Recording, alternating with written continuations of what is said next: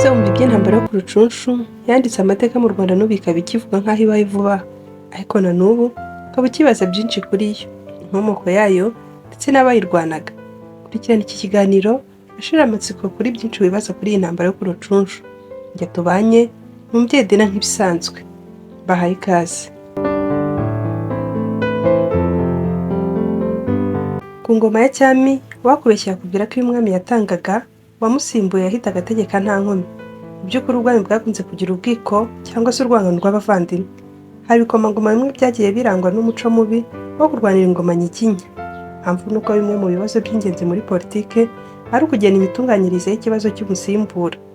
Ubundi mu butegetsi bwa cyami gutangira gutegeka by'ubwami babyita kwima. Bivuga kwima undi ngoma ukicara ku ntebe y'ubwami ukayimuha ari we wese wowe umaze kuyihabwa. Kigeli wa kane Rwabugiri ni umwami waguye u Rwanda cyane, arugeza kuri byinshi byiza.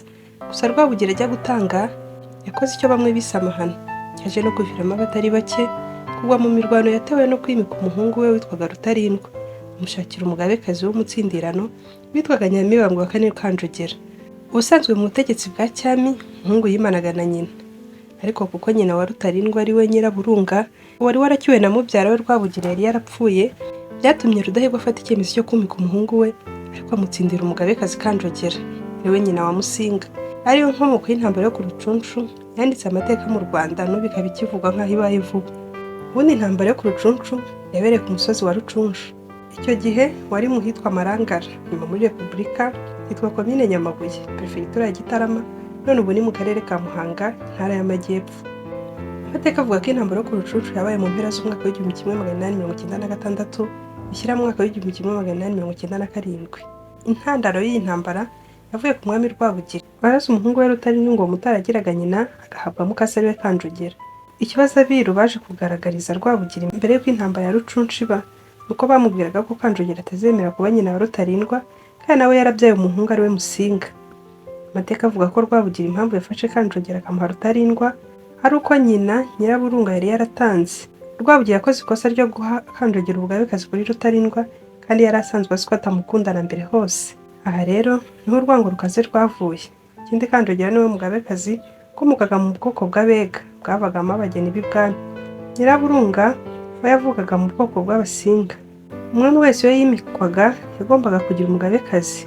Abiru bategekaga ko uhawe ubwami ari imfubyi yahabwaga umubera umubyeyi kugira ngo agire nyina. Abega babonye ko umwami Rwabugiri akoze ikosa bahita bacura umugambi wo gukora kudeta. Umwami Rutarindwa nibwo yahiritswe bahita bimika Musinga. Umugambi wacuzwe na Kanjogera na basaza be ari bo Kabare, Ruhinankiko hamwe n'umuhungu wabo witwaga Rwidegembya. Intambara yo guhirika umwami Mibambwe Rutarindwa yatangiye bakuraho ibyegera bye n'abari bashyigikiye ubwami bwe nk'abiru. Ubundi ujya gukuraho ubutegetsi ukoresha inzira nyinshi, nayo yakoreshejwe kuko babanje kugenda bikiza umwe umwe kugeza bakomereje ku bandi bana ba Rwabugiri batemeraga ko Rutarindwa yamburwa ubwami. Rwabugiri aha niho bamushinja amakosa yakoze mbere y'uko atanga. Urugamba rwabereye ku Rucunshu. Umugambi wa Kanjogera wari ugiye kumupfubana yadahita afatirana ingabo z'abatanyagwa zari zivuye mu Budaha, zari zije kuvuna umwami ngo zifashe kunesha iz'ubwami Rutarindwa. Kabare yari azwiho ubutwari ku rugamba mu gihe cy'ingabo za murumuna we Rwabugiri, byatumye izo ngabo zimwumva vuba zanga kwiteranya nawe ngo hato zitikura amata ku munwa. Umwami Rutarindwa abonye ko yaneshejwe ko gufata icyemezo gikomeye, yegereza ibirango by'ubutegetsi harimo ingoma Karinga ariyo yakwitwa ibendera ry'ubu. Afata n'umuryango we bitwikira mu nzu aho kwicwa na mukase Kanjogera.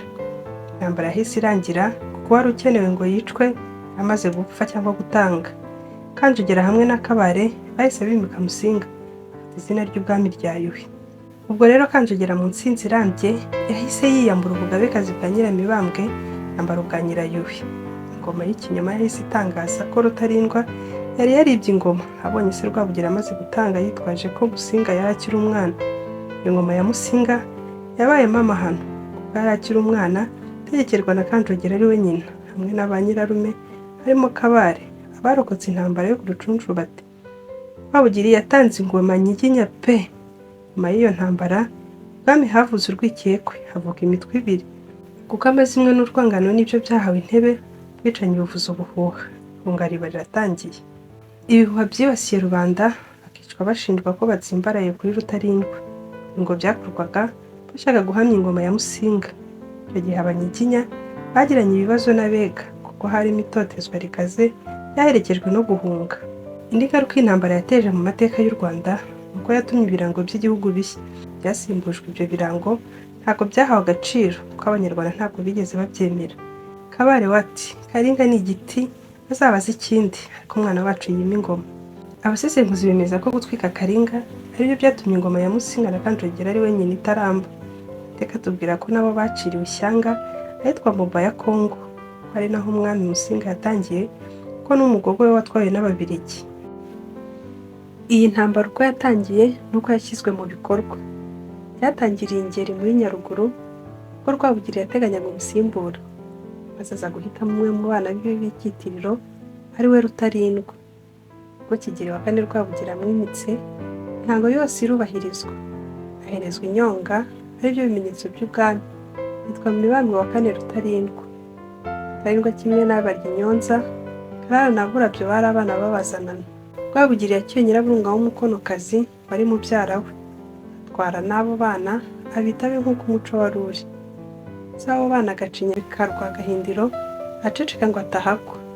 Rutarindwa yimitswe afite imyaka 22 kandi afite abana 3, aribo Nyamuheshera, Sekarongoro na Rangira.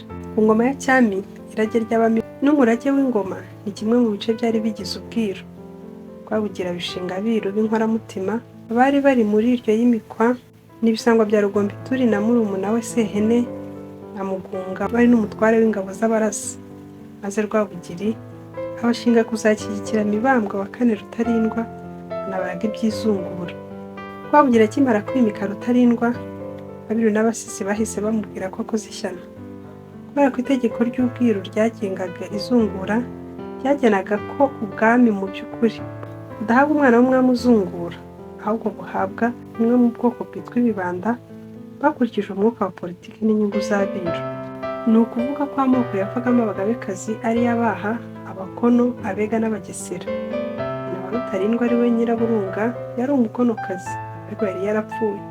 Ibyo bituma Rutarindwa bamuha nyina w'icyitiriro ko umwami wese yagombaga kwimana na nyina, aba ari imfubyi bakamuhagarara mu mwanya wa nyina. Kuko Kanjogera yari inkundwakazi bikabije ya Rwabugiri, ahita amuha Rutarindwa, maze bimana ingoma nka nyina kandi ari mukasi. Ariko kuko Kanjogera yari afite umuhungu we Yuhi yabyaranye na Rwabugiri kandi nawe yari yemerewe kuba umwami, bituma Kanjogera afatanya na basaza be ngo bakureho Rutarindwa maze bimike umwana wabo Yuhi. Iyo ari nayo yaje kuba intandaro y'intambara yarwaniye ku Rucunshu. Rwabugiri nk'umwami w'umubyeyi wa Rutarindwa ntabwo yubashye abiru, bituma umuryango we wicana. Ngibyo byo ku Rucunshu. Ndagushimiye wakurikiye iki kiganiro. Niba ari ubwa mbere tubanye, ndagusaba gukora subscribe kugira ngo n'ibindi biganiro byacu bijye bikugeraho kandi bikugerereho ku gihe. Ndabakunda, Imana ibarinde.